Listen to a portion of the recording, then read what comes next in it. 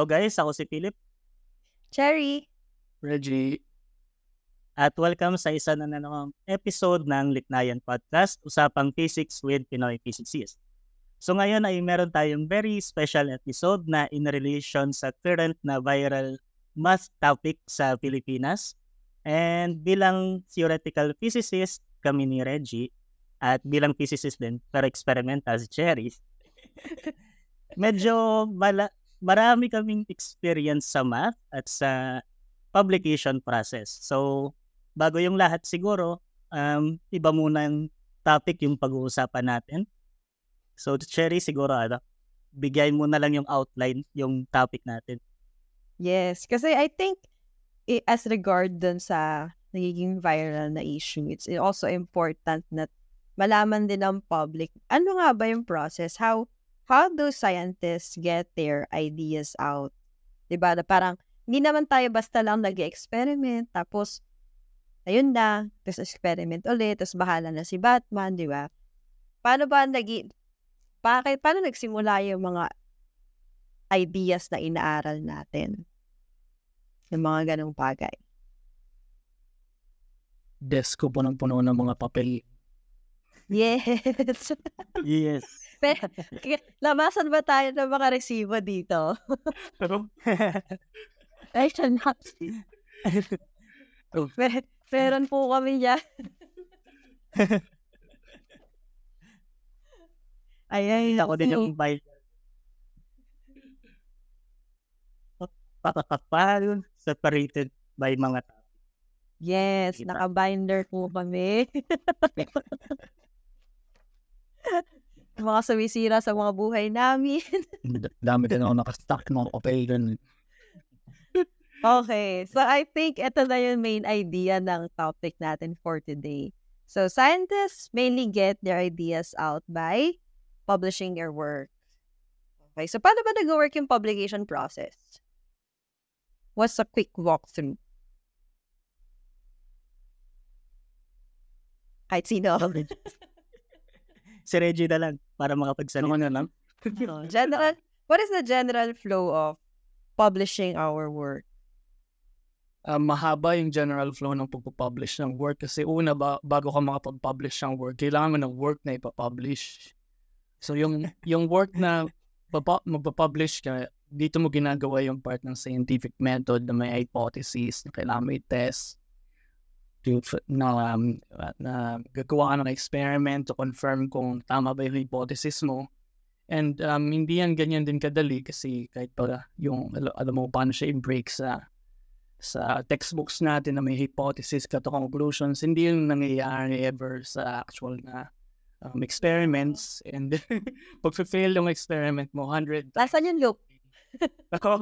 1,000 times. So, ulit sa hypothesis mo, i-correct mo yung hypothesis hanggang makuha mo yung results na consistent na yung hypothesis mo pati conclusions. And after that, begins the publication process. Ito na yung another loop na kailangan pagdaanan, which is first to decide kung saang journal gusto ni submit yung work. Of course, depende yun dun sa level ng output na na-produce mo. If you think it's novel enough, you can target really good journals in the field. Tapos may mga specialty journals tayo, and then you have yung mga talagang prestigious journals like Nature, yung mga talaga dun sa dadaling sa mainstream. So after deciding on a journal, of course, general na naman sa part na to, you submit to a journal, which means you have to prepare a manuscript that coherently sums up yung result ng work mo and the paper you submitted to a journal. Then that goes to blind referees, meaning ibig sabihin that's going to go through actual scientists who are experts in the field. We're going to look at the validity of your work, and they can eventually say after a few months or a year if Or years. kung accept or reject ba yung papel mo.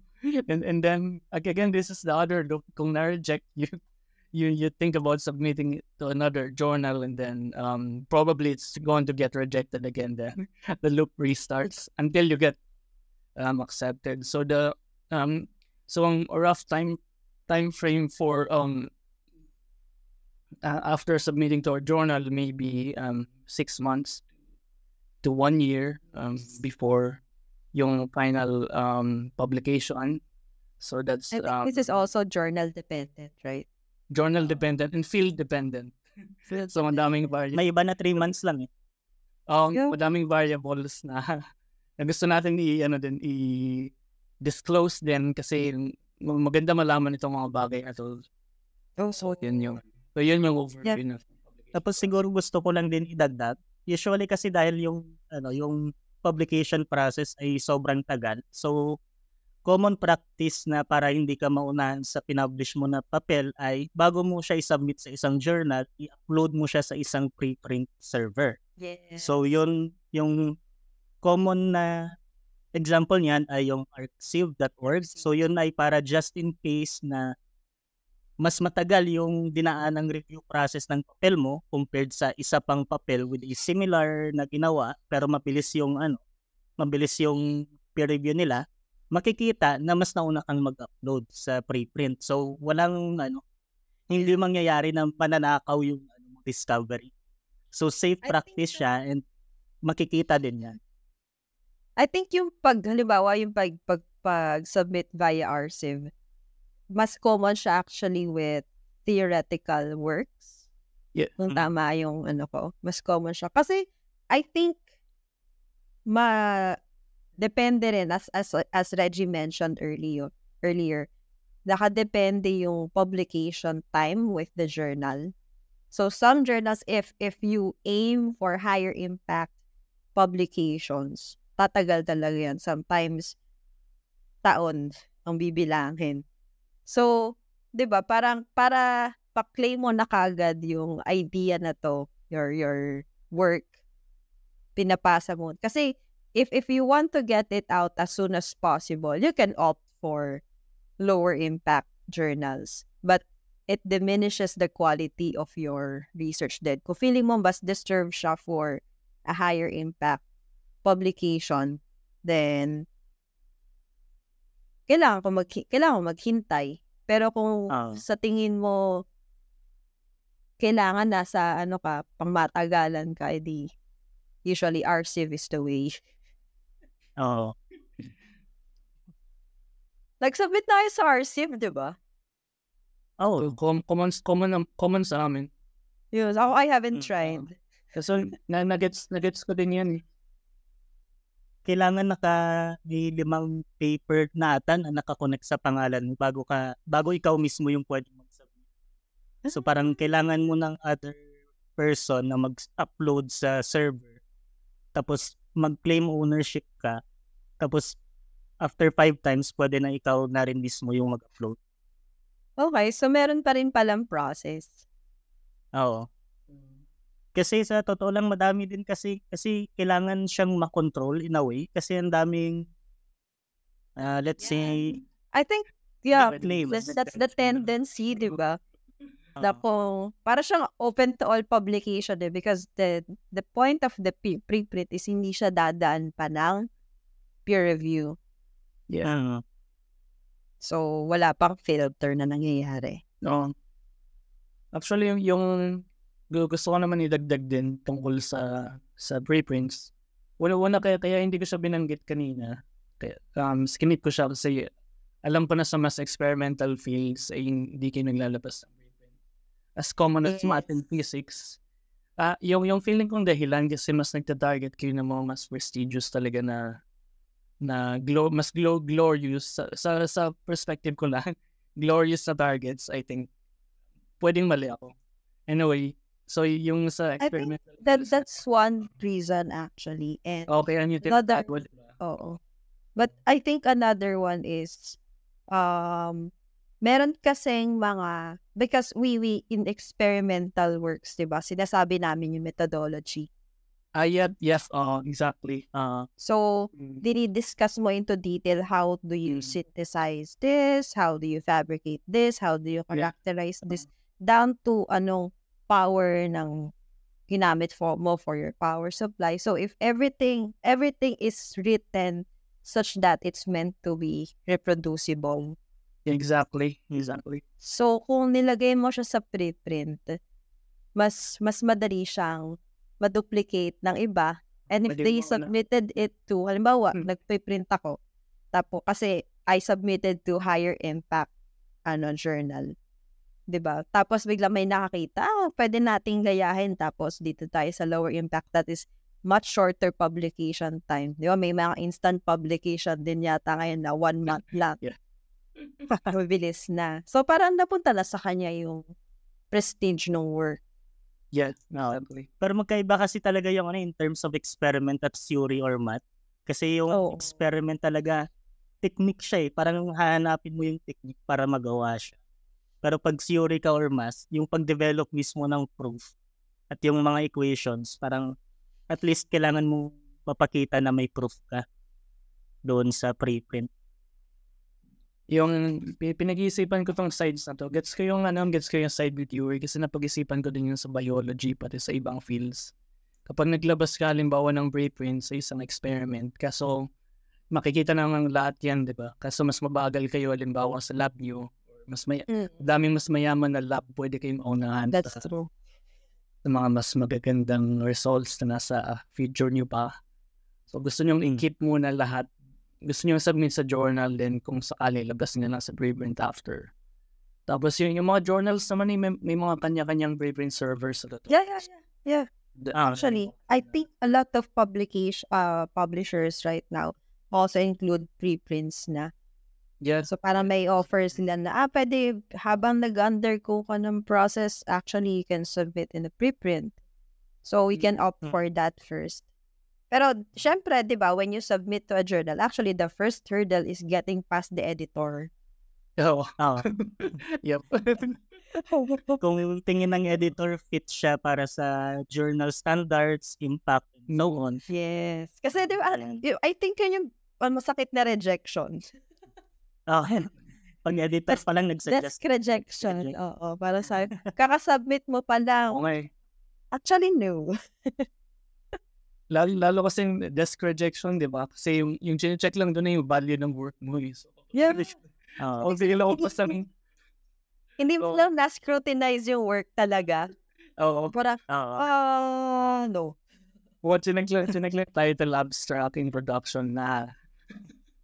Kaya doon na rin pumapasok yung yung ability for scientific writing kasi kailangan mong ma-express yung gusto mong sabihin in a way na ma-appreciate ng kung sino mang non-expert pero may technical knowledge na kaya nilang maintindihan at makita yung significance ng ginawa. Yeah. Tapos after doon, papasa sa referee. Yes. Di ba? Papasa sa referee tapos magkakaroon ng peer review. So siguro magandang point na i-discuss natin ano ba yung purpose ng peer review at ano yung ginagawa sa buong peer review process. So siguro gusto ko lang din i-emphasize yung din in relation din sa viral na nangyayari sa math topic sa Philippines. May isa pang viral topic which is Terence Howard naman, Neil deGrasse Tyson. Kung napanood nyo yung video ni Neil deGrasse Tyson, I think maganda talaga yung explanation ni Neil deGrasse Tyson sa episode na yun. Kasi parang yung goal ng peer review process ay parang bilang isang intellectual, bibigyan kita ng highest respect sa intelligence mo by giving a very objective review sa ginawa mo. Hanapin ko, po-point out ko kung saan ka mali at ano yung pwede mong ma-improve para maging mas maganda yung idea. So, hindi siya parang gatekeeping. Hindi dapat siya tingnan as gatekeeping, yung peer review. Kundi isang malinis na process. Peer review is a critique and not a criticism. Diba? Parang kasi, diba? Parang, hindi lang naman kasi ikaw ang expert sa field. So, you also need eyes. You need good eyes to see kung nasa tamang direction ka ba or you're missing something out or whatnot, or to check lang kung scientific pa ba yung protocols na ginagamit mo. And I think there's nothing wrong with peer review. It's actually a way for us scientists to check the credibility of our work din. Kasi ang dali lang maglagay na, okay, ito yung ginawa kong something. But how do you know that this is correct? Kapag pinakita ko sa mundo na, this is my work. Who validates the work? Diba? And this is where peer review comes in. Nag-peer review naman na kayo, diba? Oo. Too many times. So, maybe. Diba? So what's once you your get to a certain level, nakikita ka na rin naman ng mga other scientists as peers. Tapos, Yes, diba, ibigay doon na yung paper sa'yo. And meron tayong certain attitude when we're doing the peer review. Paano ba yung ginagawa niyo pag sa theoretical physics ba? How does a peer review work? May gusto ko bring up na dalawang sides kasi tungkol sa pag-submit sa preprint kanina. Kasi yung theory math, may culture ng pag-submit sa preprint. I think dahil sa community, kasi kapag pinublish mo yung preprint mo, ilalabas mo sa archive, then mababasa siya ng buong community, then atakein ka nila, they say you're wrong or not.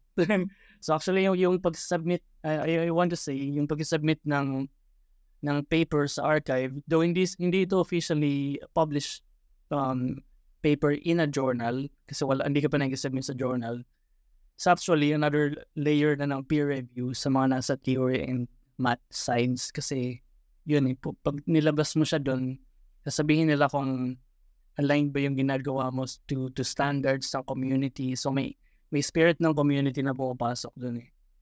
And sa dagdag ko na, so nandyan yung extra layer ng peer review na gusto ko idagdag, yung pag-submit sa preprint. So hindi siya pinopost mo lang in order to claim yung novelty ng research na nandun. You post it to the preprint to get feedback from the community.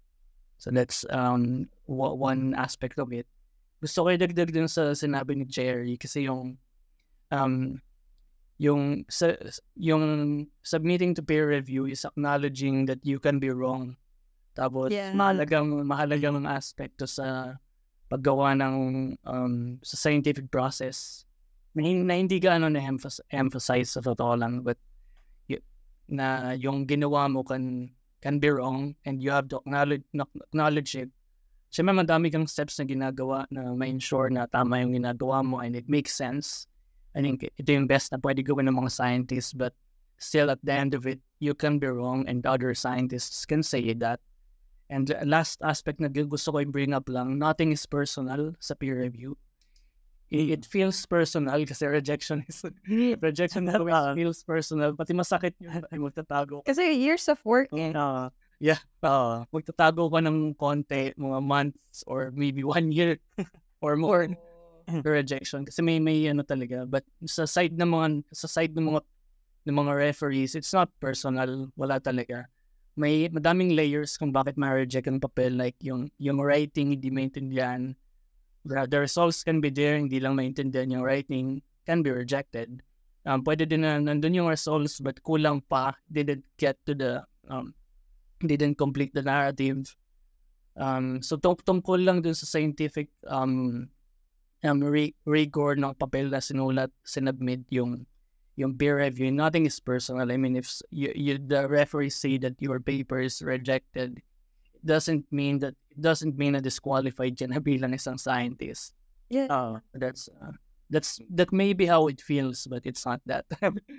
Kasi pwede ko ibigay yung perspective na yun kasi madami akong na-referee din na article na now and then, 2 times every month halos, at least, sa field. Tapos, so napunta na ako sa dalawang sides ng ball game. So, nandiyan, mabibigay ko yung aspect.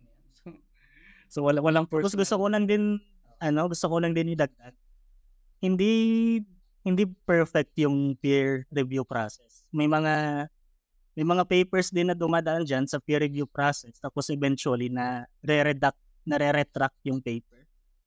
Although hindi siya perfect, it's a system that works and it's there para ma-keep yung check and balance sa scientific community. And also, may nakita akong latest na paper sa field namin na dumaan na rin siya sa peer review process, na publish na rin. Pero dahil alam mo yun, honest yung mga authors doon.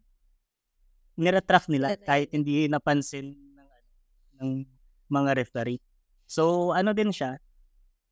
It's a process na kailangan mo talagang i-acknowledge na may chance na maging mali ka.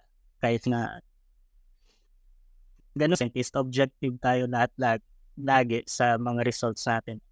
Everything. Siguro in addition to that din, kasi 'di ba when we're doing our research, halimbawa in my case, experiment, a continuous loop of experiments, kayo continuous loop of calculations and so on. Actually for us as the researchers, it creates some kind of cognitive bias. 'Di ba? Na parang 'di ba parang na masyado nang na-ingrain sa atin yung process na parang, okay, I think result to. So, parang para sa atin, nag-make sense na yung data na yun. So, in our minds, na-fix na natin na, tama yan. Ilang beses ko na ginawa yan. Ganyan. But we need an outside person that's knowledgeable in the field to say na, okay, kumalma ka. Tama. Hindi ka sure kung tama yan. And I think that's also one point of doing the peer review. Kailangan mawala rin talaga sa atin yung bias na yun na ginawa because we're on a continuous loop of everything. Yeah. Illusion. Yes. Bring up yung term na. After nasa isip mo lang yan. Same experiments, same theory, studying it. Magkaka-illusion. I think medyo, siya, medyo common siya for experimentalists din. Halimbawa, gumagawa ka ng experiment, diba?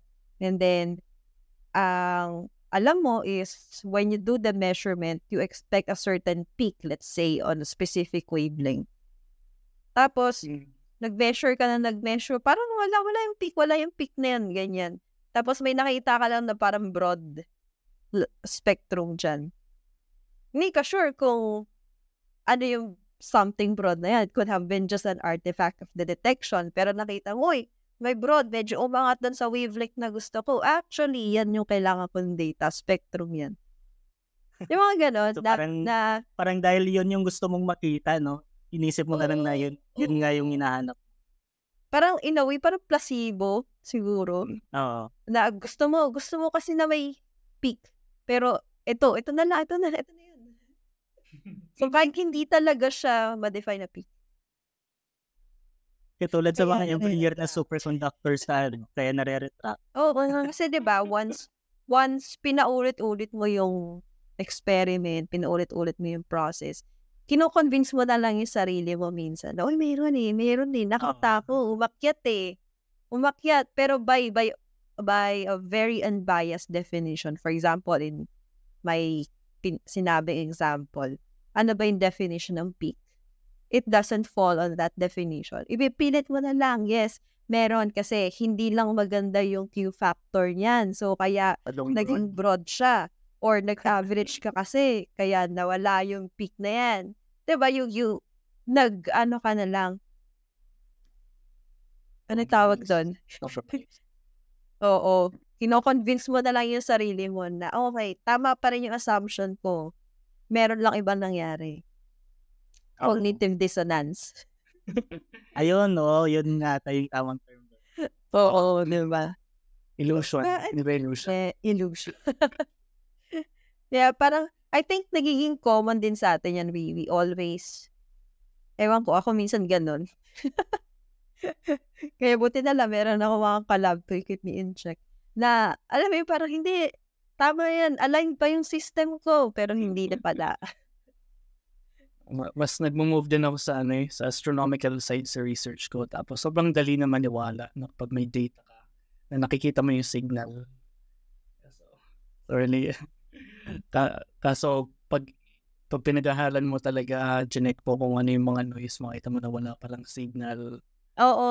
Andyan nga yung aspect na yan na sobrang dali i-full nung sarili mo or i-wire ng utak mo, ma-wire ng utak mo na nakikita mo yung gusto mo makita. So you have to run tests many times kung nakikita mo ba talaga kung ano yung signal or noise ba ito. But yun nga, isang layer na pwedeng mag-check din yan is yung peer review nga. Kasi, I mean, kung kayong authors lang yung tumitingin sa isang kayo. Actually, may personal experience ako tungkol dyan. Although theory yung ginagawa ko, parang may time nung ginagawa ko yung PhD ko, na-solve ko na yung problem, nasulat na yung paper at lahat. Tapos sabi namin ni sir, wait lang, kalmahan muna natin, i-submit natin to bukas. Tapos binasa ko ulit nung gabi, tapos binasa din ni sir, tapos nakita ko, may mali pala sa sinolve natin. May mali. Tapos nagpanic na ako, oh my God. Mali nga. Diba? Tapos inulit ko ulit. Na-trap din kasi tayo sa hype. Oo. Diba na? No, hindi na sure na ako. Publish, let's go. Tapos, wala na, kailangan mo na i-convince sa sarili mo talaga na, meron yan. Kasi it takes a lot of time, it consumes a lot of energy. Yeah. Emotions din. Totoo. Siguro, magandang pag-usapan din na, so, dumaan ka na sa mahabang process na yan. Diba, nag-peer review, ganun. What if ma-accept? Diba? May isa pang proseso ulit. Depende sa journal, minsan magbabayad ka pa para ma-publish. Pero yung iba namang journal, pwede mong ipasa ng libre, pero kailangan ng audience magbayad para mabasa yung papel. Parang siya. I think na yan, pasok pareho. Capitalism. Capitalism in the academy. Technically, di ba? Parang, actually, pinag-isipan ko yun lahat. I think the three of us, we moved to a developed country. Diba? Na ako, napansin ko nung nasa NAP pa tayo, it's not easy to publish on a higher quality journal because ang mahal. Ang mahal, grabe. Ang mahal. Pwede tayo mag-name ng mga actual prices. Halimbawa, Nature Journal is 12,000 USD. Yo. Yung Nature pieces? 12,000. Oh, 12,000. Diba? Isipin mo yun. Diba? Isipin mo, if you're coming from, mawa sa Pilipinas, mawa we have our own, let's say, meron tayong sarili nating lab sa Pilipinas. Afford ba natin yun? Oh, 12,000 USD ay 700k pesos. Mas malaki pa sa total project mo. Oo, 700k nga yung budget na short term na pwede mong kunin sa Di ba? Pag mga short term, balik PhD siguro. Ganyan. Di ba? So I think, kaya nagkakaroon din ng di ba, ng separation. Mas mabilis naka-publish to higher impact journals yung nasa developed countries because they have access to money. Oo. May mga partnerships yung institution sa journal mismo. Parang magsasubscribe sila full access tapos bababa yung nila. Processing charges. Mga ganun. Yes. Oo. Kaya siguro din maraming steps na magiging problem Kaya siguro madaming na naiisip ng iba siguro i-post na lang sa social media. Pero hindi kasi yun yung tamang proseso. Maybe kailangan mong pagdaanan yung mga tamang proseso.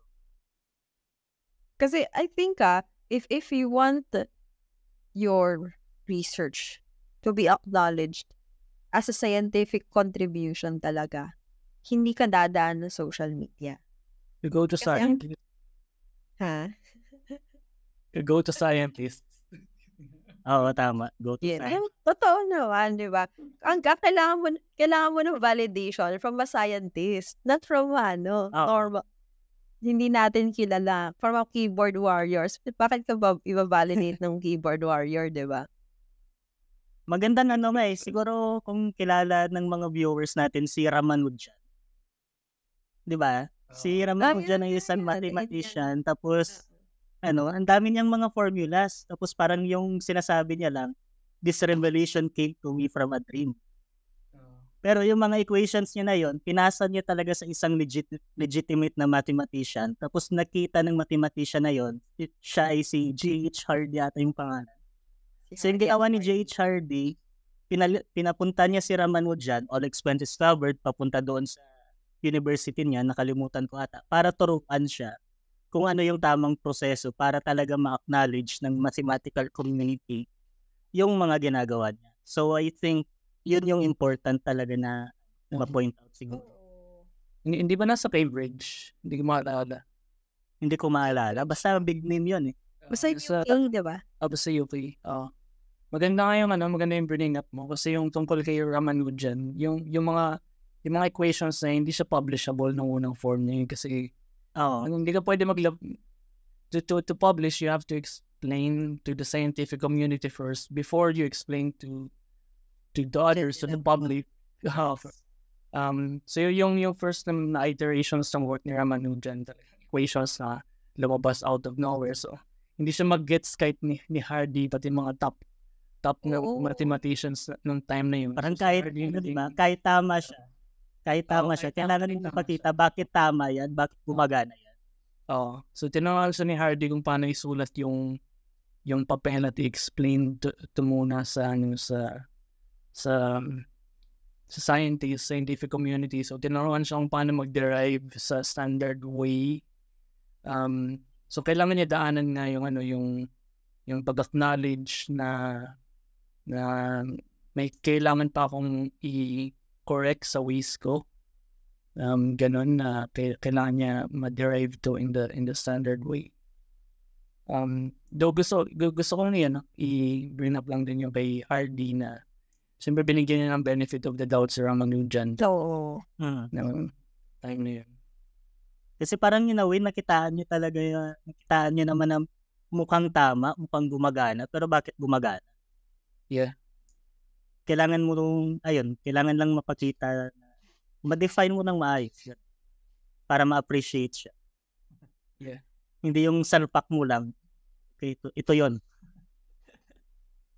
Paano kaya, what if there's a lot of Ramanujans, pero walang Hardy na nakadiscover sa kanila? Yan lang.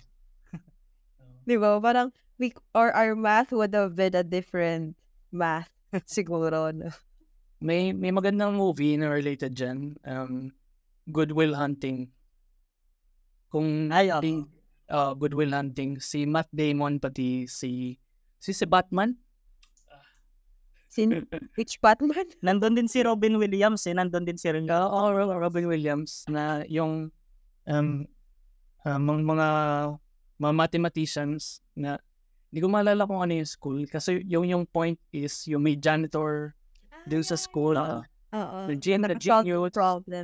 The genius, mas magaling pa sa lahat ng mathematicians dun sa school. Sinsolve niya lahat ng problems nila. Dahil lang kaya niya i-solve. Grabe. Ano pa kayang ganun ngayon? Baka kailangan mo na ng daming tao sa madami namang tao sa mundo. Yeah. Pero ayun, so siguro after natin ma-publish yung paper natin, paano natin ina-advertise yung trabaho natin? Paano natin ibenta yung sarili natin sa scientific community? Conference. Ano ba yung mga ginagawa natin? We attend conference. Because it happens. Punta sa conference tapos mag-travel. Yes. Ano ibig sabihin ba ng conference? What is, actually, hindi ko to alam. Paano mag-conference ng mga theoretical physicists? Ano lang? Parang XPP lang ba? Ang approach. nagdi-discuss lang ng mga approach, parang dinidiscuss yung background ng theory, yung history ng problem, yung mga different approaches na dinevelop para i-solve yung problem. Mga ganun. So, same lang. I-discuss yung method mo. Why? It's like SPP, but international and nerdy. Sorry. Nakakaantok namang Sabihin ko, depende. Kasi yung impression ko nga wild. Kasi pwede may mga magsisigawan talaga. Kasi may hangin ng mga theories, alam niyo naman. Oo. Yung mga pinakamahangin talaga, gusto nila na yung theory nila is yung on top compared sa iba. Oo. Siguro may side na, yun nga, kahit sa mga scientists, may mga side na mukhang mas gusto mong ma-win yung argument than actually learn yung science. Kasi, di ba, pag nakipag-argue ka sa conference, halimbawa, may times na yung isang point ay may invalidate scientifically. But may attacking sa ego. So, hindi kami sad. Tapos magiging wild. Ay, gusto ko nag-inikwento kasi kakagaling ko lang sa conference. May mga nakausap din ako nagadyat sa conference. Yes. Parang, mali ka ata. Hindi, tama ako. Ikaw yung mali. O sa yun, depend mo lang yung yung ginawa mo. Kasi some point, din naman pwedeng pareho kaming mali. Pinipilit lang namin yung isa sa yung tao. Pwedeng pareho din kami mali. Grabe, parang nasa opposite spectrum kami ng mga experimentalist. Grabe, humble kami. Ha? Humble kasi kami. Pero kasi I think this is just my opinion. Kapag experimentalist ka kasi, alam mo yung nuances of the work. So, alam mo na, yung pinakita kong data, medyo, na yan that's the most flowered version of the work. Pero kapag tinanong ka na, actually, sinuwerte lang talaga ako sa data na yan. So, parang hirap magyabang na, oo, tama yan, maganda yan, napakalupit niyan, high sensitivity yan. Pero parang, ang hirap i-gloss over ng ganun. Kasi ikaw for yourself, alam mo na technically, after 6 months of work, naka-isang successful run lang ako. Ewan ko, baka hindi lang hindi lang kami exciting people, walang nag-aaway. Or baka naniwala naman sila. Kung maganda yan, Pwede ko nga i-share kasi yung akin naman yung field ko nasa gitna. Kasi yung gumagamit ako ng data sa astronomy, tapos nasa in between na talaga ako ng nung actual na mga nag-theory, nasa gitna ako na check ko kung nagmamatch ba yung dalawa. Tapos kapag nakapag-attend ako ng conference na may mga astronomers ka, pag-isabi ng data nila dito galing, tapos may mga theories, yung mga theories ang wild. Kapag may nakitang kahit anong anomaly sa halimbawa sa observation, ang daming wild bagong pieces. Tapos by wild, ibig sabihin talagang aggressive na iniisip nila ito yung explanation niyan, tama yan. Tapos silang mga theories yung maglalaban. Tapos yung mga astronomers ay tahimik lang. Yung mga gitna mga tahimik lang din minsan. Grabe. So, yung job ba dun nasa gitna, kailangan mag-match yung data and theory? Yun ang goal. How matching? Ano yung threshold? Mag-fit yung curves. Dapat pumasok sa error bars. Let's use the test. So bang chill. Kapag nasa gitna pumasok sa error bar, okay na yun Error bar, yes. O yung mga theoretical cosmologists pa, halimbawa, pwedeng mag-demand sila na hindi lang pasok sa error bar, kulang pa yan kailangan. Kaya sana nag-match lahat to. Tapos diba, isipin mo, na lang yung nafe-feel nung nag-experiment doon. Parang, ang Tama na. Actually, na-experience ko rin yan. Kasi I also do analytical work. So, syempre, di ba, pag may analytics ka, tapos nag-experiment ka, ang gusto nila, kailangan perfectly matching. Yeah, di ba? Tapos pag sinabi, bakit sa angle na to, medyo off ka ng ganito. Hala, reality. So,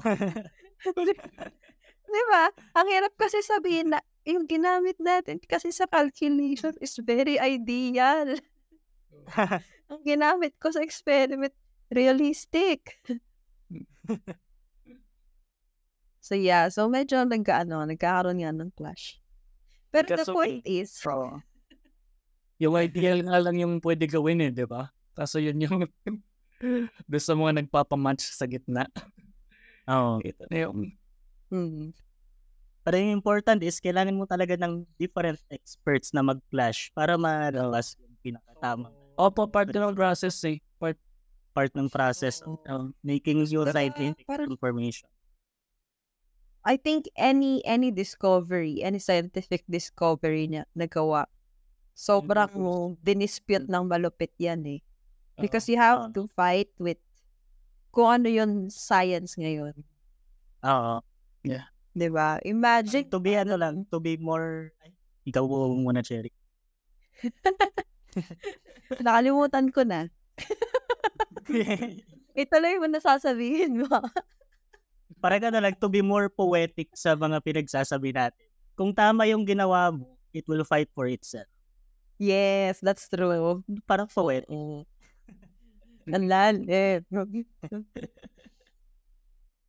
Diba? Your thesis will defend you. Charot. Sinong nagsabi niya hindi ka kayang ipaglaban ng thesis mo? Yan. Kung tama yung ginawa mo, ipaglalaban ka niya.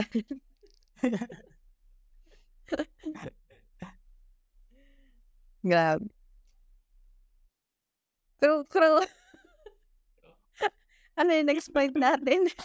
yung last part na gusto namin i-bring up kung ano naman yung ginagawa ng mga scientists na mag-advertise pa ng work nila. Hindi naman sa mga kapwa nila scientists kasi ito na nga yung ginagawa ng papers pati conferences na nakipag-usap ko sa community niyo, sa field, scientific field, pati sa mga experts. So ano naman yung steps na pwede gawin ng mga scientists sa pag-advertise ng ginawa nila sa public naman. So sa mga tao na interesado matutunan kung ano ba yung mga ginagawa ng mga scientists at paano gumagana yung mga prinsipyo na natutunan ng mga scientists sa mga ginagawa nilang experiment at theories.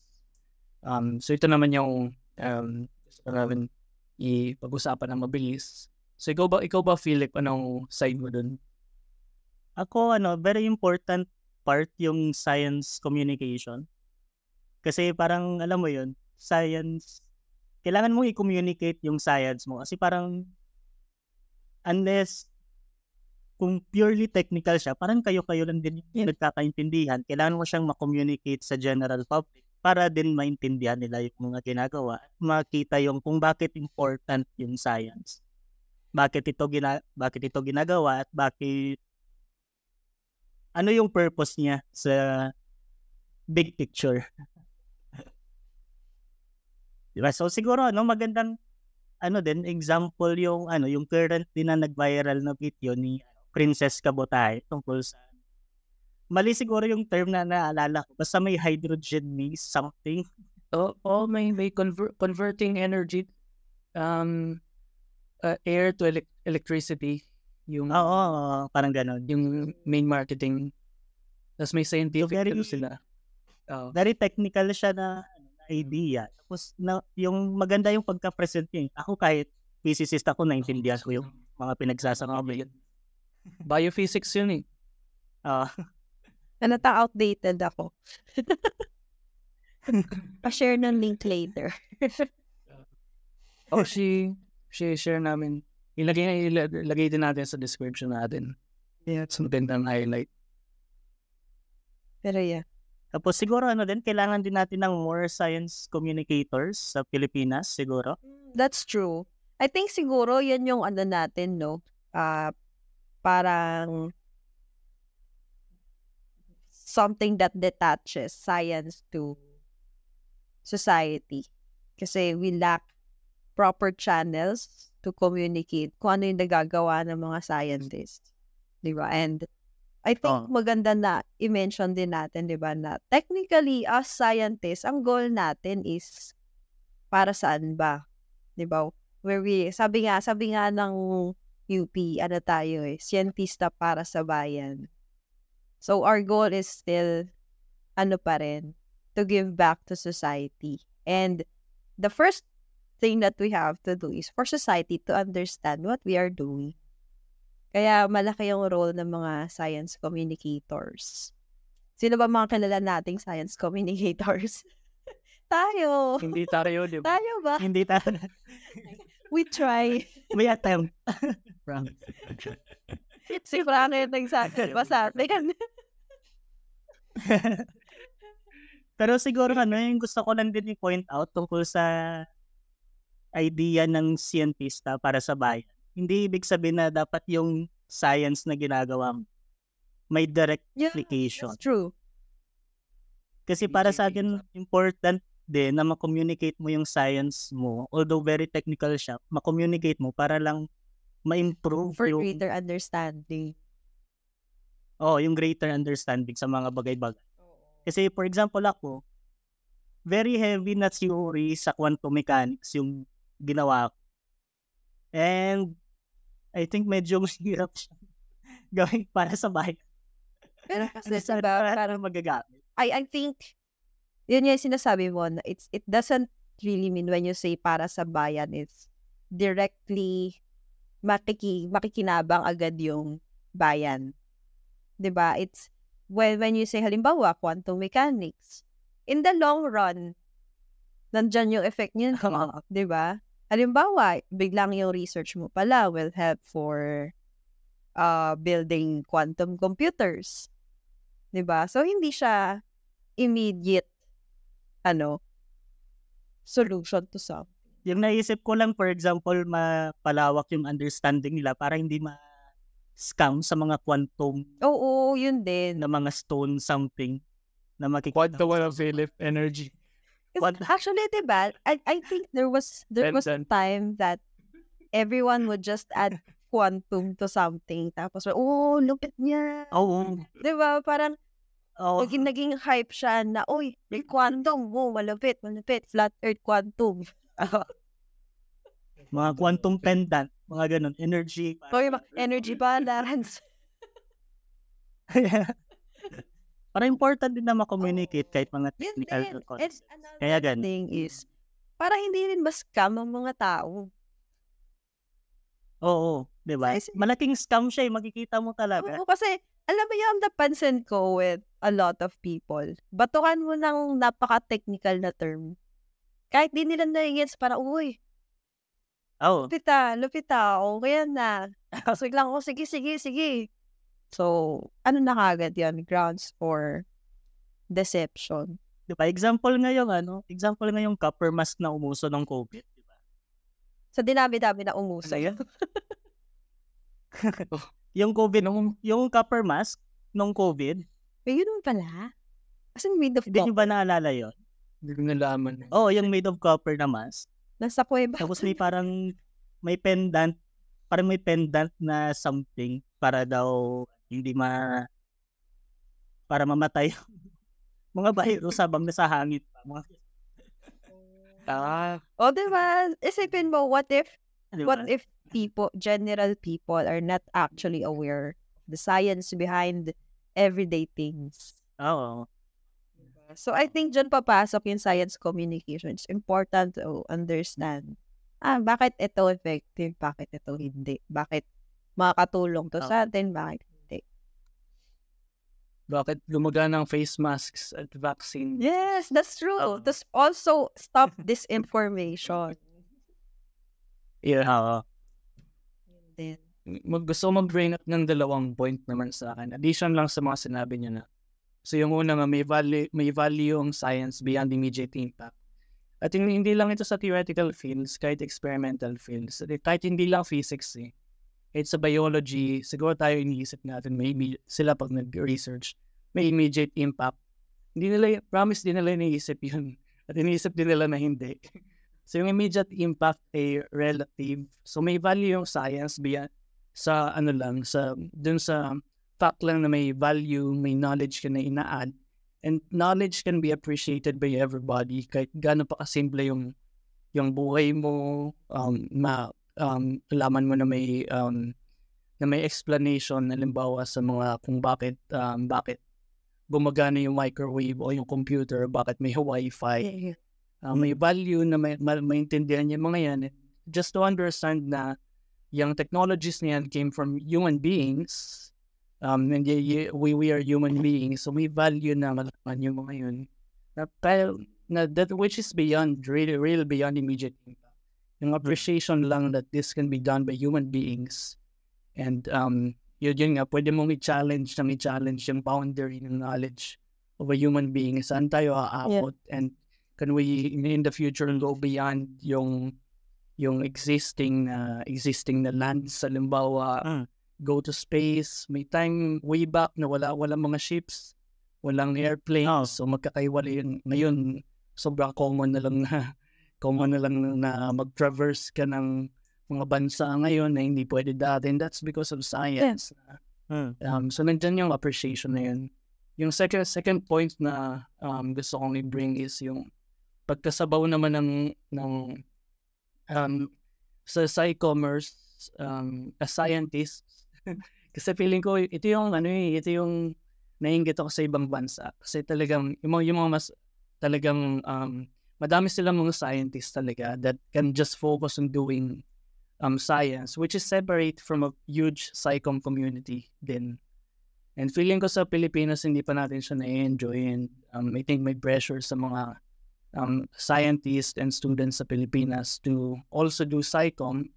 And kung na-manage yun, which is good. And there are plenty of good scientists, psychomers, like yung podcast ng kapatid mo, Philip, us. We try. We try. Frankie. There are plenty, Hiller and Dale, Serena. There are plenty na magaling mag-science and psychom. But hindi sa equation that a scientist has to be a good psychomer. So gusto ko lang i-bring up yun. And at some point, I hope na makadating din tayo sa Pilipinas nga sa part na yun. Maybe in the next 10 years. Long term ka mga to kasi in terms nga ata ng population, hindi pa nga ata natin na-achieve yung parang ideal population ng scientists sa Pilipinas. Oh, exactly. So, bago pa sa separate yung psychom community na may nag-grow na din na psychom community sa Pilipinas na sana tulungan niyo kami maliwanag. Siguro in addition sa points mo, the point of psychom is not just to appreciate knowledge, but also inspire future scientists. Diba? Kasi parang feeling ko tayo, we started out kasi ako, na-amaze ako nung na-realize ko na, kaya pala blue ang sky kasi ganyan. And then, parang gusto pang may malaman pa. There's just a hunger for knowledge. Diba? Gusto pang mag-gets, bakit na red naman ng sunset? Bakit rainbow naman ay ganyan? Diba? Parang, yung mga mundane things na nasa paligid natin, akala natin nandyan na. Pero, when we realize how it works, maisip natin, ganun pala yun. What if ganito naman? And then dun nagsa-start yung critical thinking natin, 'di ba? So I think dun yun yung nai-ignite ng psychom if they impart something that can inspire future generations of scientists. Then bababawi natin yung ratio of scientists na required per country. Yeah. Hopefully sa future. We can only so feeling ko nasa position na yung Pilipinas na may mag-grow na community. May mga scientists na naman, students na nag-grow. Kaso may nag-grow na din na psychom community that can help out reach yung goal na mapadami yung Kasi talagang sobrang baba. Sobrang baba talaga. Oo. And by scientist, it means publishing and doing scientific work, undergoing peer review, and yung ready to be scrutinized, na ma-invalidate and fight again another day. So yun yung scientists who are well versed dun sa scientific process. So I think yun lang, no? Kasi parang dami na nating napag-usapan. Yes. And hopefully may napulot yung audience natin tungkol sa ano ba talaga yung process sa pag-publish ng isang paper at bakit hindi social media yung tamang avenue para ma-communicate yung science or math na ginagawa natin. Bakit kailangan nating dumaan sa tamang proseso.